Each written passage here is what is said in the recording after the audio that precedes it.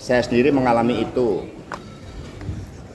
Jadi ketika saat itu saya sedang nyekar di makam Bung Karno Blitar, tiba-tiba muncul berita salah satu menteri yang mengatakan berdasarkan big datanya itu ada cukup banyak yang mendorong perpanjangan jabatan atau 3 periode. Sebelumnya saya bertemu dengan menteri tersebut dan dikonfirmasi bahwa sikap-sikap ketua umum partai, beberapa partai yang menyuarakan itu saat itu dikatakan ya sebagai permintaan Pak Lurah. Bicara tentang 3 periode, katanya itu atas perintah seseorang. Saya mau sampaikan ya, yang ngomong tentang isu penundaan pemilu itu pertama itu namanya Bahlil Lahadalia. Buka itu di semua media. Dan saya tidak pernah diperintah oleh siapapun. Dan itu adalah ide dalam menanggapi hasil survei Burhanuddin Muhtadi di era pandemi. Kalau ide saya itu bagus, silakan diikuti. Yang penting secara konstitusional. Tapi kalau tidak, ya jangan dikembangkan, jangan dilakukan. Nah sekarang sudah terjadi, udah berlalu. Kok masih ada yang bicara bahwa 3 periode itu dari seseorang? Bung Karno jadi presiden pertama, banyak menterinya juga yang di bawah 40 tahun. Bahkan Perdana Menteri kita, Bung Syahrir, usianya 36 tahun.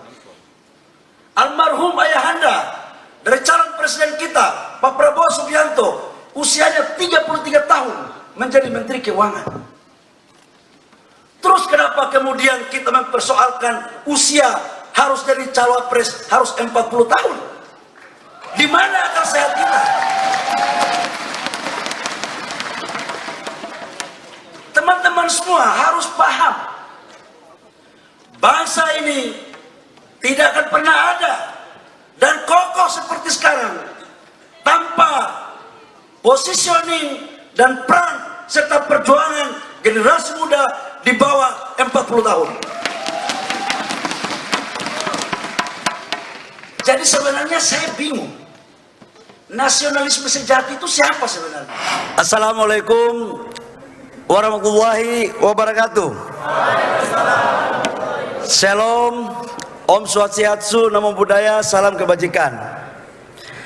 Yang sama-sama kita hormati, kita banggakan, dan kita cintai calon Presiden Republik Indonesia yang insya Allah akan menjadi Presiden Republik Indonesia masa bakti 2024-2029, yaitu Bapak Prabowo Subianto.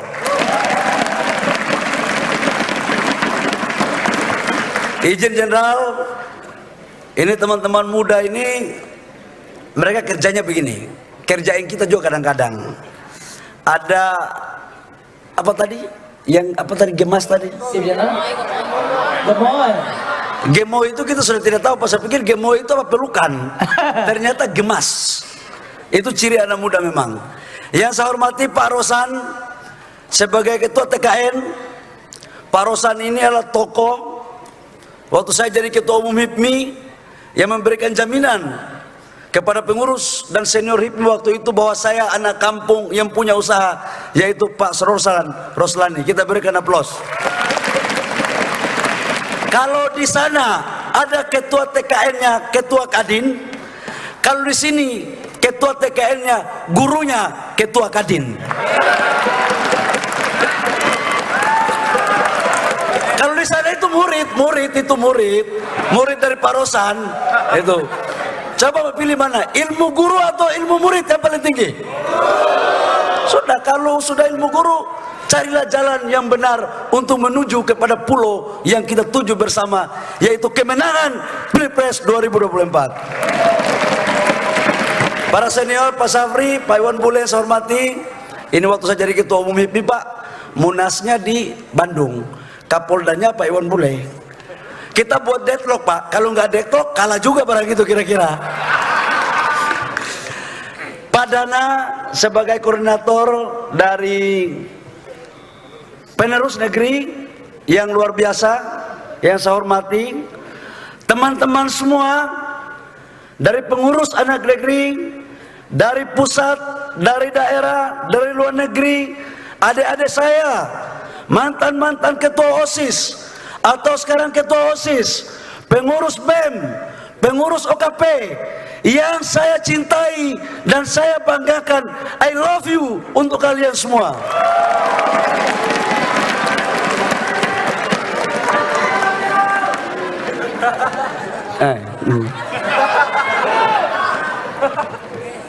Izin Bapak Capres yang insya Allah jadi presiden, doain dong. Tidak akan mungkin memenangkan sebuah pertandingan kalau hati kalian mendua. Petarung sejati itu hatinya satu saja. Setuju? Karena itu saya ingin merefleksikan kita semua. 95 tahun yang lalu, kumpullah generasi-generasi muda dari seluruh pelosok Nusantara yang usianya rata-rata di bawah 40 tahun. Ada yang 30 tahun, ada yang 25 tahun, ada yang 35 tahun. Mereka berkumpul dan mendeklar diri bahwa untuk menuju sebuah kemerdekaan hanya satu cara, yaitu persatuan. Lahirlah Sumpah Pemuda.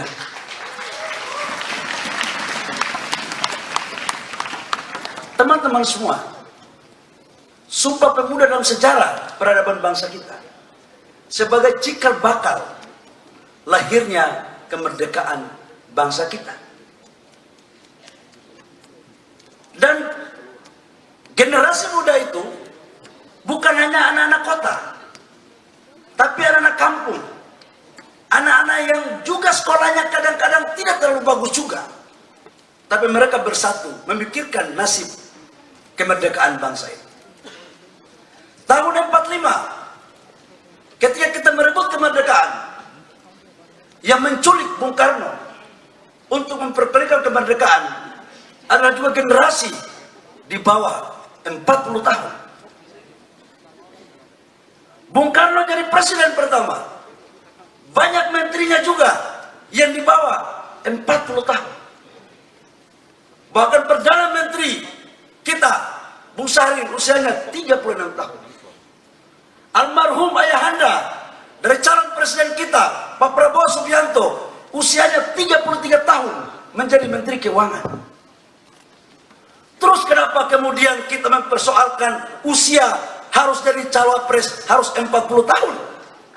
Di mana akal sehat kita? Teman-teman semua harus paham, bangsa ini tidak akan pernah ada dan kokoh seperti sekarang tanpa positioning dan peran serta perjuangan generasi muda di bawah 40 tahun. Jadi sebenarnya saya bingung, nasionalisme sejati itu siapa sebenarnya? Demokratis sejati itu siapa sebenarnya? Di saat bersamaan kita berpikir tentang asas sebuah demokrasi, tapi di saat yang lain juga kita menutup ruang-ruang demokrasi untuk anak-anak muda mengambil bagian dalam kepemimpinan nasional. Dan saya ingin mengatakan bahwa yang mampu, yang betul-betul berjiwa besar dan berkeinginan untuk meletakkan fondasi dasar dan jalan tengah untuk anak muda menjadi pemimpin negara, yaitu Bapak calon Presiden Prabowo Subianto. Saya mau tanya sama kalian, mana ada capres-capres yang lain memberikan porsi untuk anak muda jadi cawapres? Ada nggak? Ada nggak? Yang ada protes anak muda terus. Teman-teman muda, janganlah memberikan ruang untuk usia 40 tahun ke bawah dimonopoli oleh orang-orang atau generasi seperti saya yang sudah di atas 40 tahun. Itu adalah hak kesulungan kalian. Dan perjuangkanlah hak kesulungan kalian itu untuk kalian miliki, bukan orang lain yang menentukan nasib kalian sendiri. Ini penting. Yang kedua, teman-teman, saya ingin menyampaikan, karena kebetulan saya sekarang juga membantu Pak Jokowi. Saya melihat dari pidato-pidato capres yang ada, yang sering bicara tentang hilirisasi, yang betul-betul detail untuk menuju Indonesia emas di saat itu adalah usia kalian. Ya mohon maaf, saya harus berani mengatakan itu hanya capres Pak Prabowo Subianto. Jadi yang lain, kalau memang Pak Prabowo disimplifikasikan sama dengan Pak Jokowi, karena memang programnya Pak Prabowo sama dengan programnya Pak Jokowi, gitu loh. Atau yang lain mujiblak, nggak tahu jalan ceritanya, gitu. Dan ini teman-teman membutuhkan nasionalisme yang kuat, integritas yang kuat, pemimpin sejati yang tidak boleh diatur oleh siapapun dari negara manapun. Dan menurut saya figur itu ada pada Pak Prabowo. Contoh, ketika IMF mau mengintervensi kita untuk melarang ekspor nikel. Kalau presidennya lemah, sudah lewat barang itu, pasti kita sudah ekspor lagi. Tapi kalau presidennya Pak Jokowi, suruh saya lawan itu IMF. Pak Jokowi yang sipil aja udah keras begitu, apalagi Pak Prabowo yang jenderal, mantan Danjen Kopassus. Pasti saya ada lawan. Setuju? Setuju? Setuju? Teman-teman, udahlah, saya anggota kabinet, saya tahu barang ini. Udah, saya tahu barang ini. Ini saya tahu. Bangsa ini tidak hanya cukup baca buku. Bangsa ini tidak hanya cukup pidato-pidato. Bangsa ini membutuhkan pemimpin yang berani mengambil keputusan dengan pikiran dan kemampuannya sendiri. Bukan tanya-tanya dulu kiri kanan, nanti yang ini tanya bagaimana Toke ini sudah setuju belum? Atau yang kasih apa itu namanya tiket sudah setuju atau belum? Kalau belum setuju nanti pikir-pikir dulu. Saya bilang begini, bangsa ini harus dipimpin oleh figur yang kuat, yang mau mengorbankan jiwa raganya untuk kesejahteraan rakyat bangsa Indonesia. Dan itu ada dan terletak pada Bapak Prabowo Subianto. Teman-teman semua, sebelum saya mengakhiri, saya mau tanya, apakah betul-betul kita ini semua sudah siap untuk memperjuangkan dalam mencapai kemenangan Pak Prabowo Gibran? Saya mengulangi, Prabowo Gibran. Tidak kompak. Saya ulangi, ini kamu jangan tipu kakak. Saya ini dulu ketua BEM, tukang olah juga, ya. Olah-olah itu kakak punya ilmu. Saya ulangi, Prabowo Gibran. Coba di sebelah sini, yang ini stop. Prabowo Gibran. Tengah, Prabowo Gibran. Sebelah sini, Prabowo Gibran. Sebelah sini, Prabowo Gibran. Semua Prabowo Gibran. Jenderal, kalau sudah begini mau apa lagi? Bung Karno mengatakan, berikan aku 10 pemuda maka aku guncangkan dunia. Baru satu pemuda yang dari Solo datang sudah pusing yang lain.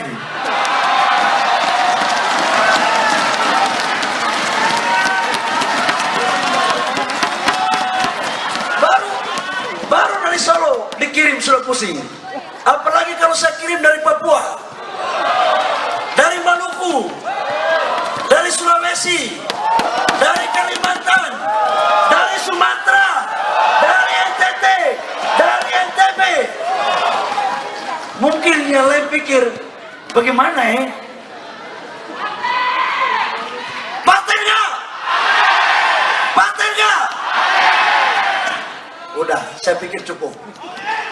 Pak Jenderal Prabowo ini ahli strategi, tidak perlu ragukan kemampuan militernya, diplomasi luar negeri, pengusaha juga, politisi juga. Jadi mau cari yang seperti apa lagi? Sudah kaya, nggak lagi mikir diri sendiri. Ya, saya aja sering minta duitnya gitu. Coba kalau kasih banyak kita ambil juga gitu kan. Tapi kalau kita masih mencari-cari mikir perut, bagaimana mau pikir rakyat, bos? Nggak bisa, bos. Pemimpin itu harus sudah selesai dengan dirinya sendiri, baru memikirkan rakyat dengan baik. Saya pikir hanya itu. Terima kasih Pak Rosan. Saya sudah pidato sedikit begitu kira-kira. Teman-teman, hari ini hari Sabtu. Media jangan bilang Menteri Investasi tidak cuti. Hari ini hari Sabtu. Ya. Ini hari Sabtu. Jadi Injil Jenderal, anak-anak muda sudah siap untuk bersama-sama Jenderal dalam kompetisi bertarung menghadapi apapun yang terjadi untuk mencapai satu kata. Harus. Alhamdulillahirabbil alamin. Demikian, terima kasih. Wabillahi taufiq wal hidayah. Wassalamualaikum warahmatullahi wabarakatuh. Namun 2 menit saya minta teman-teman media tulis. Saya baru datang Jenderal, ada di media bicara tentang 3 periode. Katanya itu atas perintah seseorang. Saya mau sampaikan ya, yang ngomong tentang isu penundaan pemilu itu pertama itu namanya Bahlil Lahadalia. Buka itu di semua media. Dan saya tidak pernah diperintah oleh siapapun. Dan itu adalah ide dalam menanggapi hasil survei Burhanuddin Muhtadi di era pandemi. Kalau ide saya itu bagus, silakan diikuti. Yang penting secara konstitusional. Tapi kalau tidak, ya jangan dikembangkan, jangan dilakukan. Nah sekarang sudah terjadi, udah berlalu. Kok masih ada yang bicara bahwa 3 periode itu dari seseorang? Jadi teman-teman, yang salah itu, kalau ada yang salah tentang isu penundaan pemilu, itu salah saya, Bahlil Lahadalia, bukan salah siapa-siapa. Terima kasih.